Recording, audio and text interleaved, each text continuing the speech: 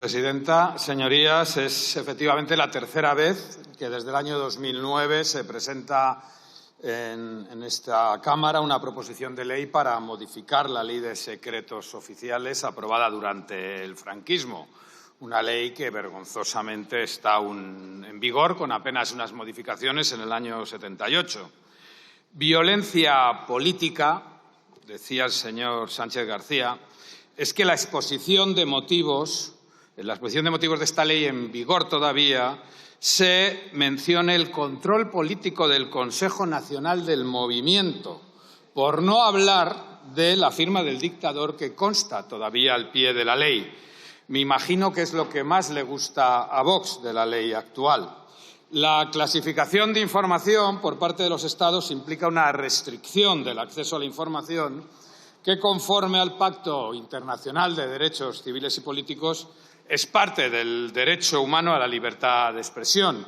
El derecho a recibir información es imprescindible para la formación de opinión y para la participación en la toma de decisiones. Y la protección de la seguridad del Estado en una democracia no es posible si no se garantiza el acceso al derecho a la verdad, la protección de los derechos humanos y la reparación de las violaciones de las infracciones a los derechos humanos. La desclasificación de documentos nunca puede amparar la impunidad de delitos, porque España necesita un sistema de transparencia que garantice el debido proceso, tanto para clasificar como para desclasificar documentos, incluyendo una desclasificación automática por mandato legal, tan pronto, ojalá, entre en vigor esta reforma, de los documentos que ya están clasificados, si hubiera transcurrido desde el momento de la clasificación los plazos que ahora se van a establecer en la ley.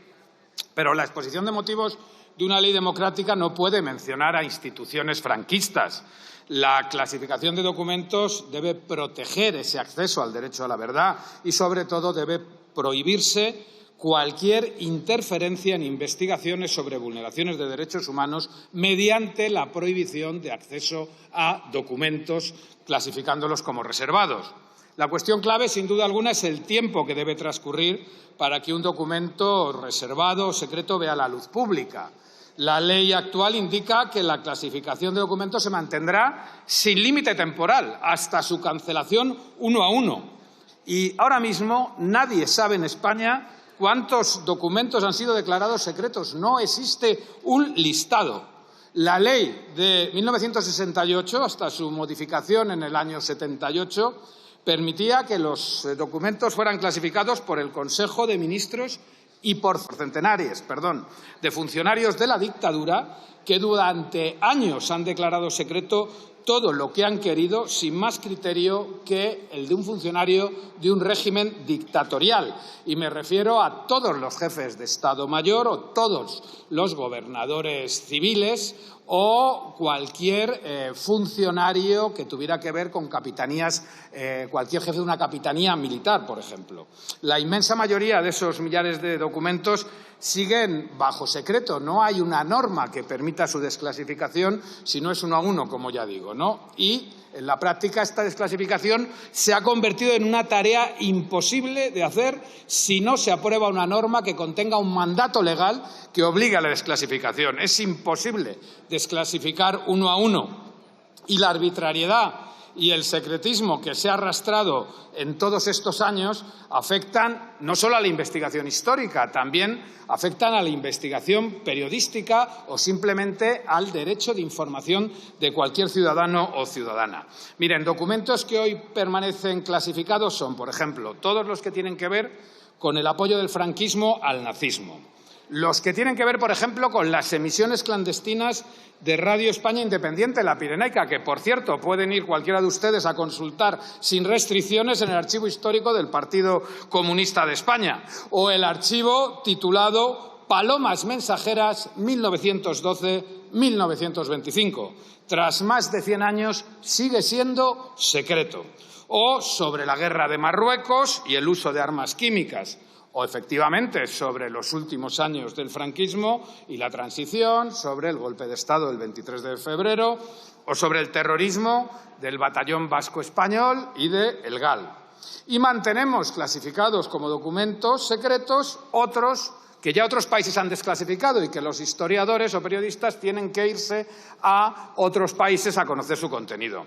Incluso utilizamos la Ley de Secretos Oficiales para no publicar datos de comercio de armas que se efectúa desde España, lo que, según Amnistía Internacional o Greenpeace, oculta la venta a países que no respetan los derechos humanos. Y, francamente, que los gastos de Corina Larsen sean secreto de Estado nos pone a nivel de una república bananera. Que solo el Consejo de Ministros tenga que ser la autoridad civil democrática que pueda proceder a la clasificación es algo que figura en la propuesta que hoy discutimos y con lo que necesariamente tenemos que estar de acuerdo. Solamente podrán declararse documentos secretos o reservados por una autoridad civil y democrática. Y también estamos de acuerdo con que el plazo de clasificación sea un máximo de 25 años en el caso de documentos secretos o, en el caso de reserva, un máximo de 10 años.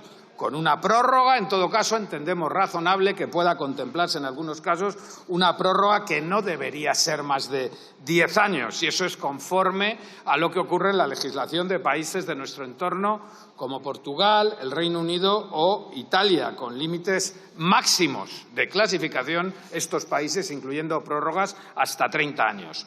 Y, por supuesto, defendemos la obligación legal de desclasificar cualquier documento cuando sea necesario para perseguir violaciones de derechos humanos. Por ejemplo, en Alemania se excluye la posibilidad de clasificación de actos que violen el orden democrático o los acuerdos de control de armamento. O en Portugal se puede desclasificar cualquier documento si se trata de materias que violan delitos del Estatuto de la Corte Penal Internacional. Acabo. Votaremos favorablemente esta toma en consideración porque es una obligación democrática hacerlo. Nuestro ordenamiento no puede seguir regulando cuestiones de seguridad con legislación franquista. Y pedimos a todos los grupos parlamentarios democráticos que aprobemos esta proposición de ley de una vez, definitivamente, en esta legislatura. Muchas gracias.